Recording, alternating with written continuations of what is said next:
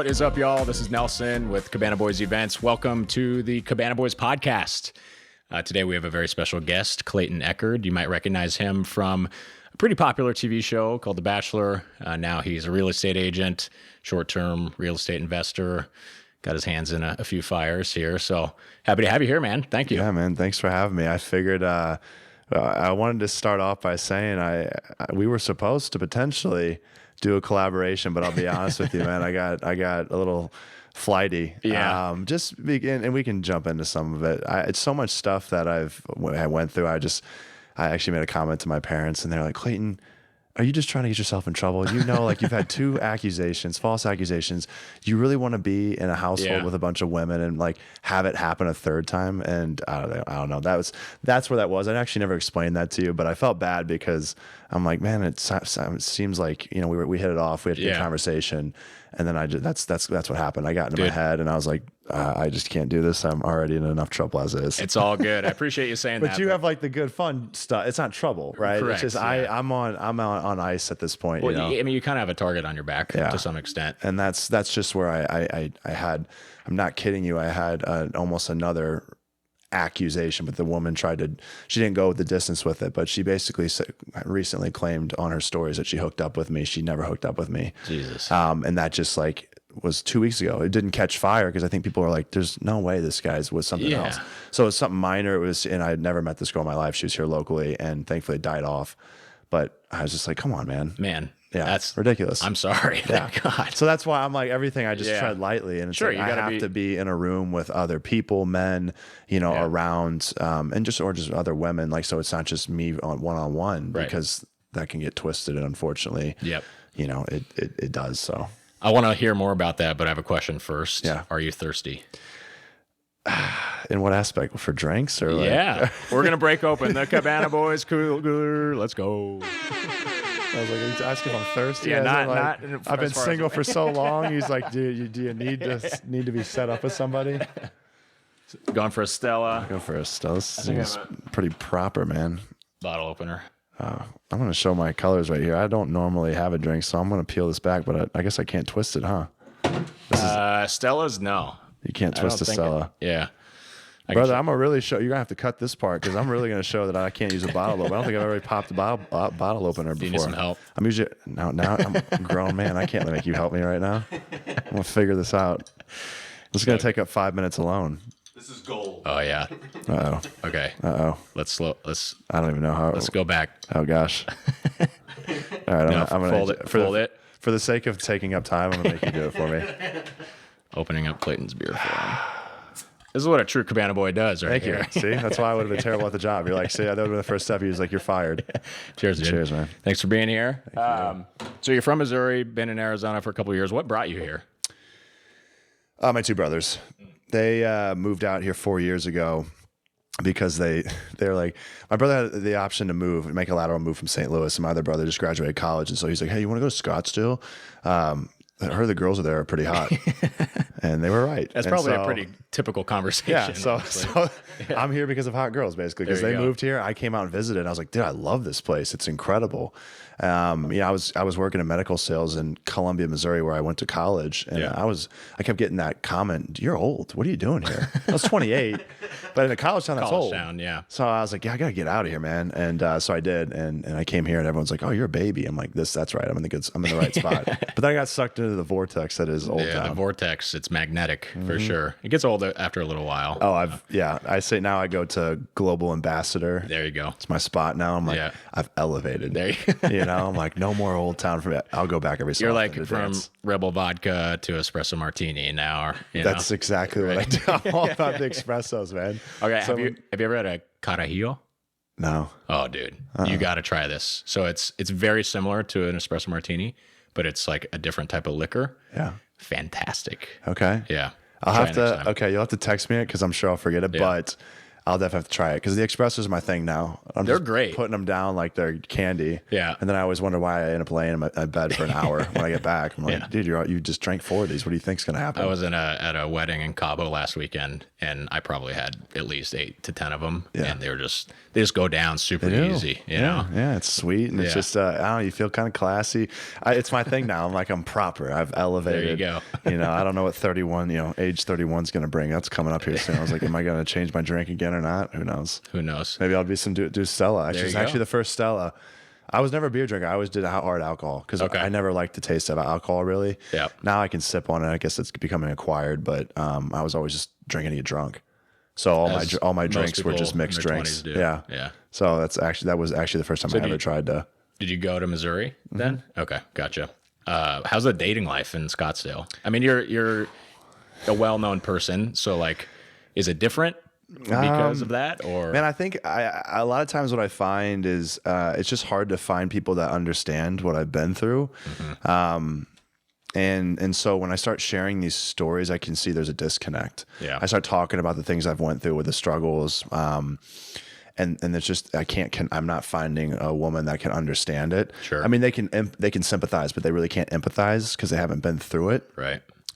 And I just had a conversation recently with a girl, and she said, yeah, I would not be okay with like having all these women approach you. That would bother me. And I appreciate her honesty, but I'm like, that's just what happens. That's the reality. I can't do anything about it, right? I'm not going to be an asshole and be like, get away from me. Yeah. I'm humbled by the fact that people want to come up to me and talk to me. It makes their day, it makes my day, because I'm like, this is great. One day no one will come up to me, so I'm very grateful that I can make someone's day. Yeah. But yeah, I've had more than a few women say like, this would really bother me. I'm like, well, that comes with the territory. I can't do anything about that. Right. Yeah. We went to lunch, and I was honestly kind of surprised that nobody approached us. I just kind of thought like, it's not a lot really. Okay. I mean, it depends on the environment. Sure. So I can go certain places and I can tell people are looking, but like they won't approach. Right. But if I go to Old Town, it could be, I could get approached by 3 people, or I could get approached by 30. Right. I don't really understand why some days I get approached and some I don't, but every time people come up, they're like, hey, I'm sure you get approached a lot. And I think because everyone thinks I'm getting approached. Yeah.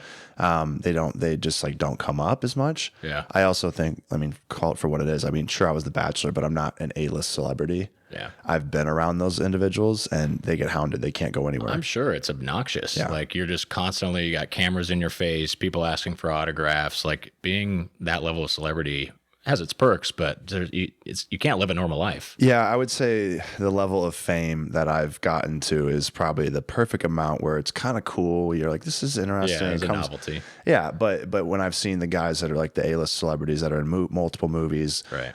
They can't go anywhere. They can't go to the restaurants. They can't go to grocery store. Right. I knew a guy that he's like, I didn't go to grocery store for 5 years because he had a movie came out that he was a part of, and it was a very popular movie. I won't say exactly what it was because I don't care to air his business out, but he said that movie came out and he went to the grocery store and he got stopped by 300 people, and that was the last time he went in 5 years. Yeah. So I would hate that. Yeah. Personally, but then again, you're also very like, this is thankful that people. It's cool to feel wanted, for people to be excited to see you. That is cool. But there gets a point where like I'll get overwhelmed some nights and I'm like, I have to go home. Yeah. Because I can't keep talking the same story over and over. I can't have the same conversation. Yeah. That people are like, oh, I loved you on the show. Or they give their opinion. Tell me how much of it is real versus fake. Again, I'm not bothered by it because it's their first time asking me the question. Right. But it's probably the 10,000th time I've answered the question. And so I'm fine with that. Again, I'll answer it. But then if it's the 20th time in that night, I'm like, I had friends come into town and they were just like, hey, we didn't even get to talk to you last night. I was like, yeah, I had to leave halfway through. One of my buddies coming into town because I just there was a line of like just 10, 20 people at the entire time I was there. Yeah. So, but that's hit and miss. Sometimes like we go out and, you and I have it and no one comes up. Yeah. You just don't know. So if you were to go back, 5, 8 years or however long ago it was, like, would you do it all again? Man, it's the hardest question because it depends on what stage of my life or what present moment I'm in. So let's pretend that you are where you are right now. Yeah. And you hadn't been on that show. Yeah. And you're like, okay, I'm like single. Like it sounds like a cool experience. Yeah. But you like had the knowledge of like the aftermath of it, if that makes sense. Yeah, I see what you're saying. If I could go back right with a clean slate, but know everything that I know now. Mm-hmm. Well, if I could be as emotionally intelligent as I am now, and I've learned all the life lessons that I've learned, wouldn't have went on TV. Well, I say I wouldn't, but if I was who I was now, I would have handled that environment way differently and a lot better. I lacked emotional intelligence. I lacked self-love, self-confidence. I lacked a lot of understanding. And so that's why people saw me on TV just make an absolute mess, because I meant well. I really did. I see online people like, he's an asshole. He's a douchebag. He's always been a player, and he always was a superstar athlete. I'm like, you couldn't be farther from the truth. I mean, the only truth in that is, I went through a player phase, but outside of that, and I don't hide that, the show tried to make me appear like I was with dogs when they were like introduced me to the world, and they're like, oh, he's this good kind-hearted guy, and he's struggled to find his love. And I was like, guys, there's gonna be stories coming out, man. You guys can't push me as like this, like, I don't think they were pushing me as a born again, like, but like they were trying to push me as this really kind-hearted guy that's just struggled to form connections. And I was like, guys, you're going to set me up. So all of a sudden stuff started coming out, and I'm like, that's true. That's not, that's true. Kind of true. It's just, again, like I would probably do it again, just because it was exciting. I got to travel the world for free. I got to have all these crazy experiences, things that I can reflect back upon, fun memories. And for the lessons it taught me, it was every bit worth it. I had 10 years of growth packed into what I would say 2 years. Sure. I was forced to grow up. Yeah. So yeah, I would do it again. But of course it's come with some nasty side effects. Yeah. Well, I mean, I'm sure it's opened doors. I mean, I remember you telling me you're like hosting a TV show, like you get to be on podcasts, like the Cabana Boys Podcast. Yeah, it opens doors. Yeah, right? It's fun. Well, it's connections, right? It's an icebreaker. Yeah. I get to just meet so many people, and I'm naturally introverted, so I kind of like it. It's maybe lazy of me, and it's also doesn't help because I want to be more extroverted. But at heart, I'd rather just kind of keep to myself. Or I shouldn't say that. I love people, but I don't go out of my way to introduce myself to individuals. Right. So what's great now is that this allows people to come to me, and I want to talk to people. I love talking. Yeah. But I just don't make that initial move. So now this allows it to, like, I don't have to be extroverted really. Yeah. It's because I went on the show, it just creates connection and communication naturally. Gotcha. Yeah. Nice. So you're in real estate now. You got an Airbnb. Mm-hmm. Do you feel like your celebrity has like helped you with bookings? Probably just actually. Yes and no. I've had a few people. So I've had, at this point, my house, it's been booked out. It's been incredible. Nice. I definitely didn't do the numbers correct when I first bought the house. I was like, it's going to cost me this. And I was way off on my numbers. Thankfully, I've had it 99% booked. Nice. Great. But I think I've had 20 bookings up to this point. And I would say probably 4 of them booked because of they knew me from the show. The vast majority don't. Yeah. No idea. Good. So it's nice that way though too, because I'm like, okay, my house is booking for the simple fact that, like, it's not because of who I am, it's because they like the house, which is good, because if they were booking it because of who I am, what happens when relevancy wears off? Because I'm on the back end of relevancy, so so when that wears off, it's like, well, then when people book my house. But in this event, it's like no one's really booking it for me anyways. I think the Airbnb market, from my perspective, and I'm not an owner, but just we deal with that industry. Yeah. We're adjacent to it. It seems like it's getting a little saturated. So it's good for you. Very. Because your occupancy rate is really high. Yeah, you have to. So what I did was I basically went all in. I was like, I'm going to have every amenity. That's when I put my Airbnb up early for people to just book it or book it at an earlier point. And so I started getting inquiries. Is it going to have this? Is it going to have this? Is it going to have this? And everything that people said, I was like, I'm getting this, putting this in, putting this in. Yeah. So while my contractor was building, I was like, hey, add this, add this, add this.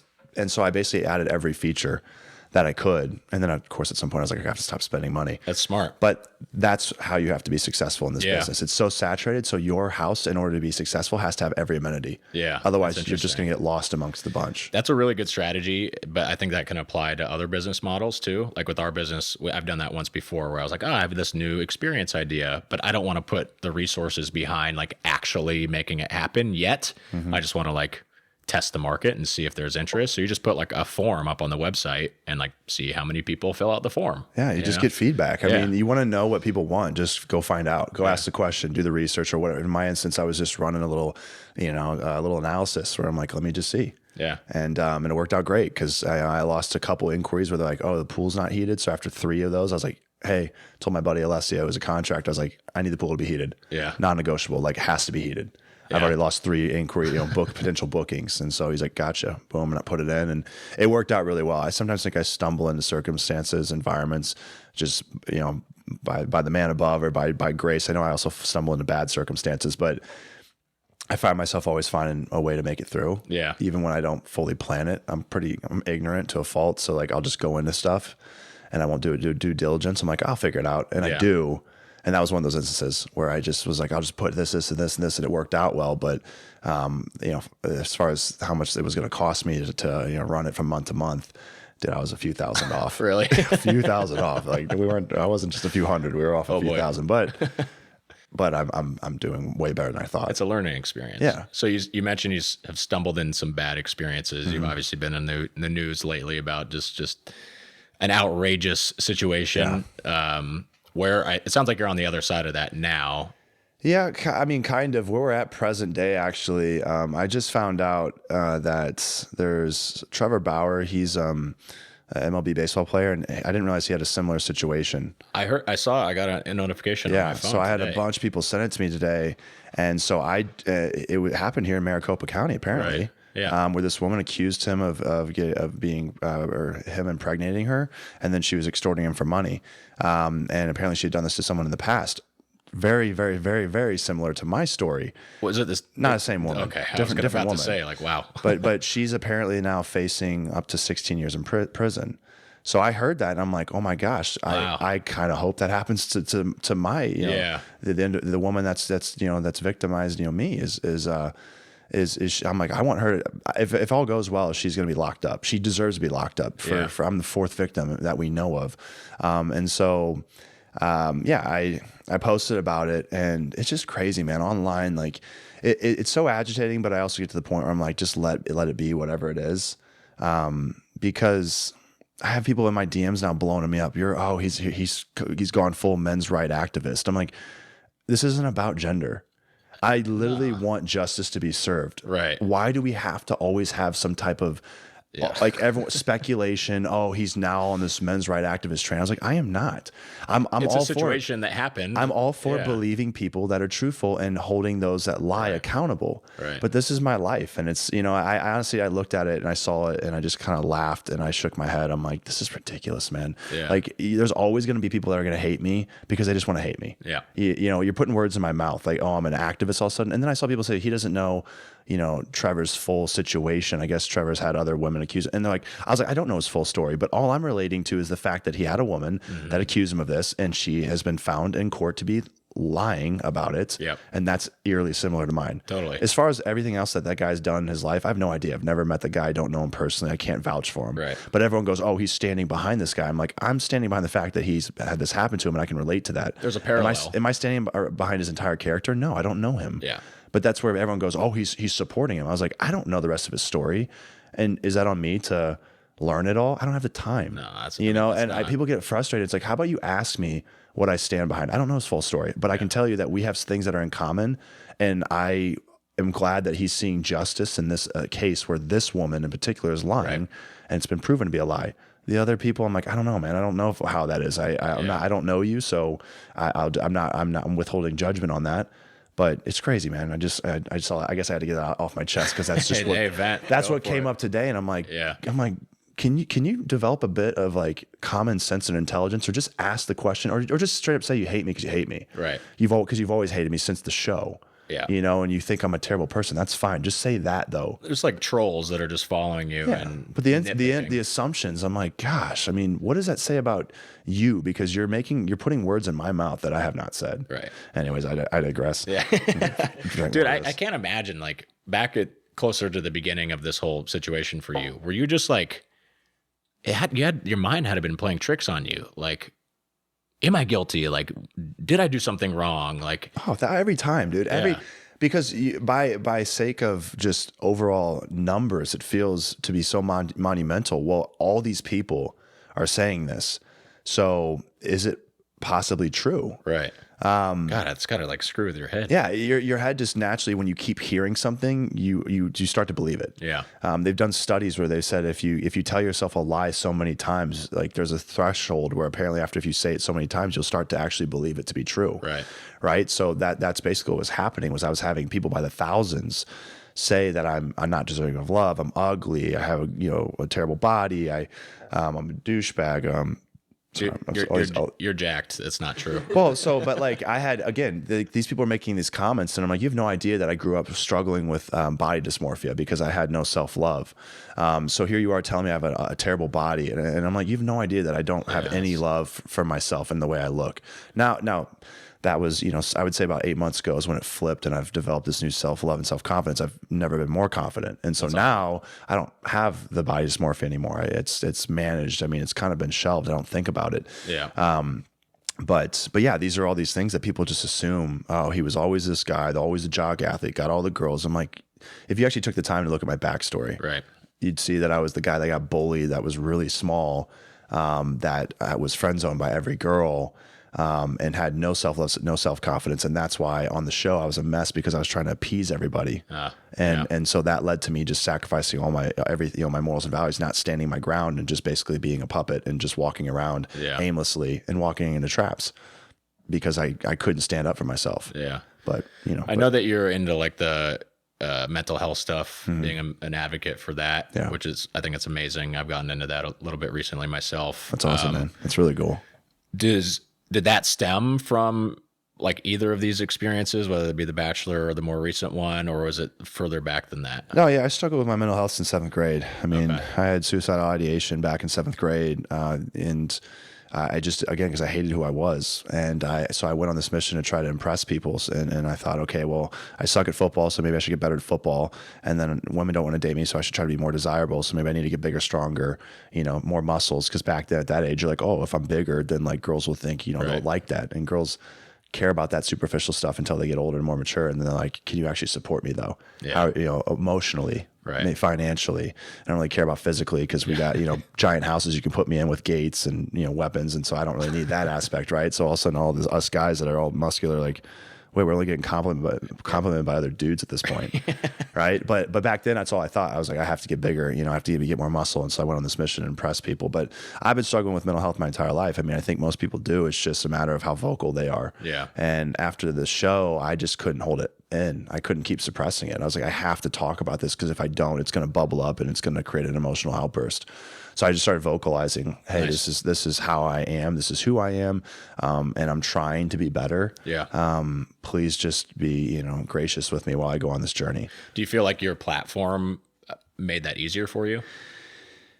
Yeah, yes and no. I mean, it gave me exposure, but it also, I was very, I lacked the emotional intelligence. So I was putting that on full display, right? Everything I said, it was like all of a sudden I would make a comment and then I would see, online, I can't believe he said that. And I'm like, I could have worded that better. Yeah. Right. So, but again, this was forcing me to keep facing these situations where I was creating a stress response, and that cortisol was going to lead to, me remembering, don't say this ever again. Right. That's how we remember stuff. We have a cortisol response and it basically embeds it in our memory. So I was like, okay, I just kept having these, mishaps and saying things that I didn't really mean, or that I could have said better. And it just forced me to learn at a faster rate. Yeah. So, social media sped up my personal growth for sure. It seems like you're now, I mean, I haven't known you long, but like more unapologetically yourself, probably than you've ever been. 1,000%. Just recently, I got to the point where I'm like, I'm just going to say whatever's on my mind because I was holding it back in the past.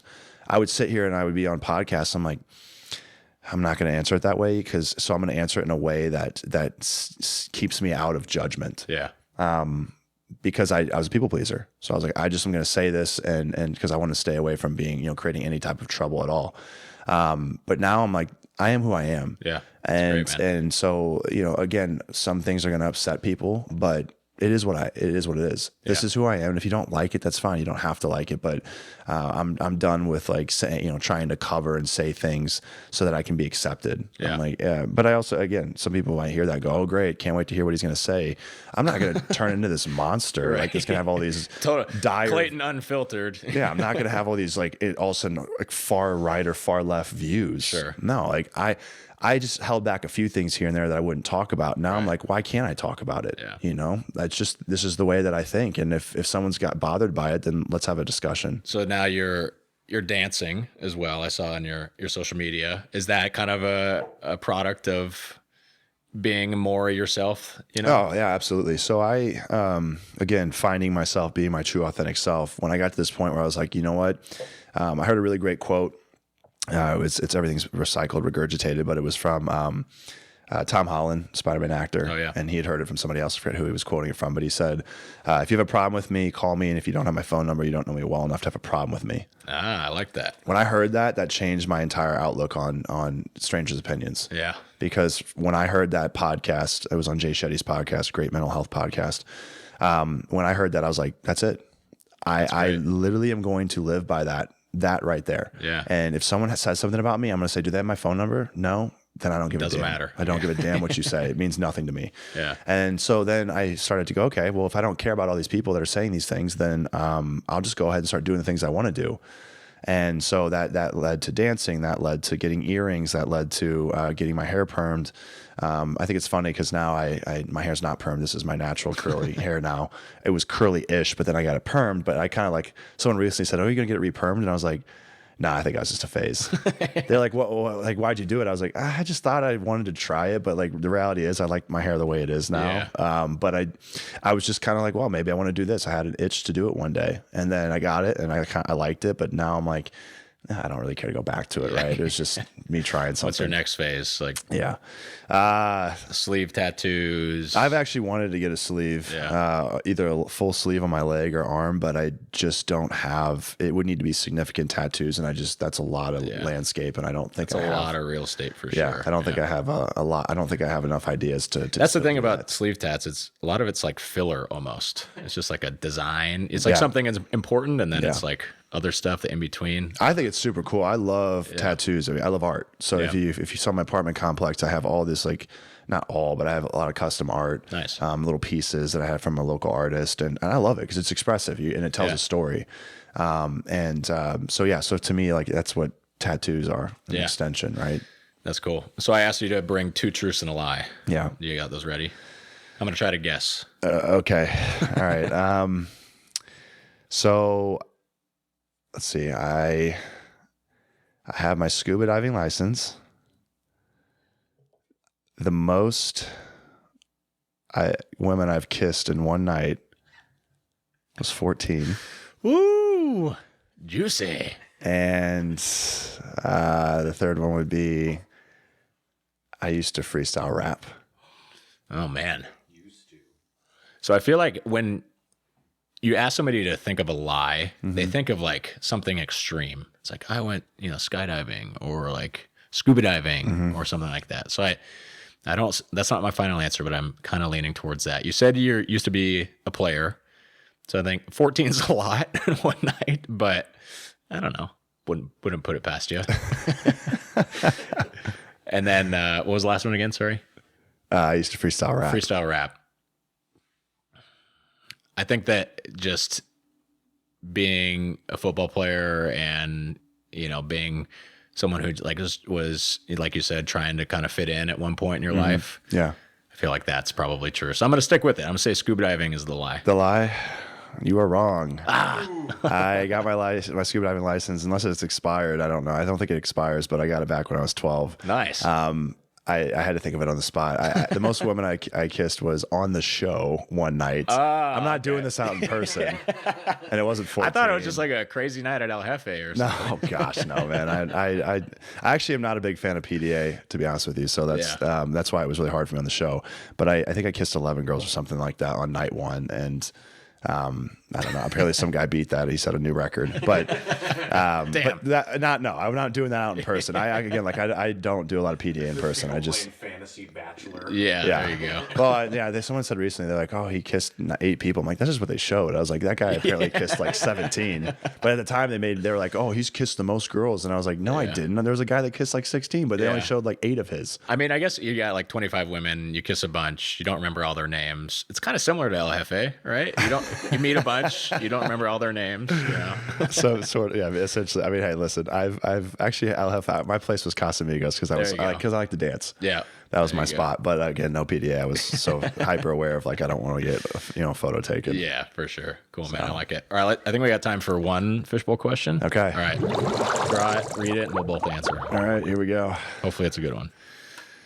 What would you do if you notice that there is no toilet paper while using a public toilet? Oh my gosh, dude. So obviously I have shit at this point. I assume. Yeah, I'm like your post business. shit. Yeah. And you're like, you reach over and there's nothing there. I've never had this happen, but oh gosh. I feel like it's gross either way. I mean, honestly, I'm probably just packing it up. I'm probably just putting pants back on and I'm going to the nearest gas station or whatever, wherever I'm at to find. That would be my answer too. Yeah. I had the thought of like, should I take my briefs off and like just wipe it with my briefs and then toss them and then go commando? That's not a bad idea. Yeah. Yeah. But either way, I'm like, it sounds gross regardless, but what are you going to do?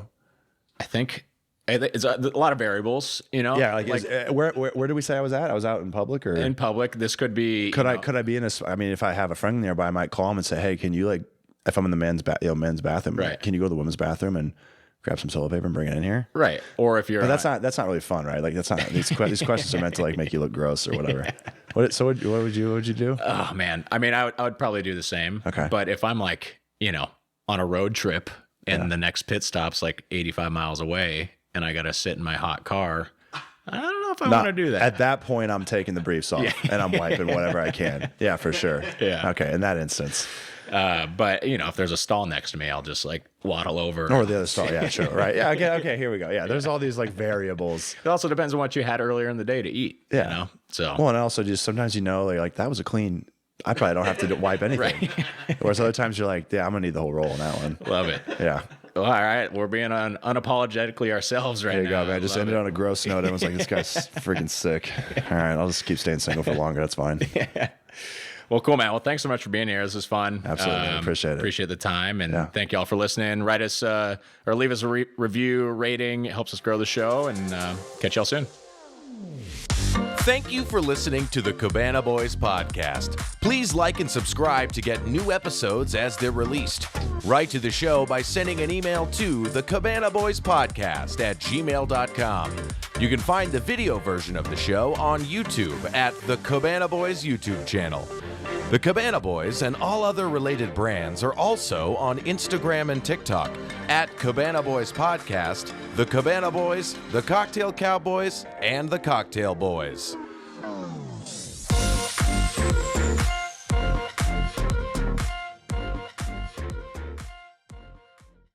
This has been a T-Door production.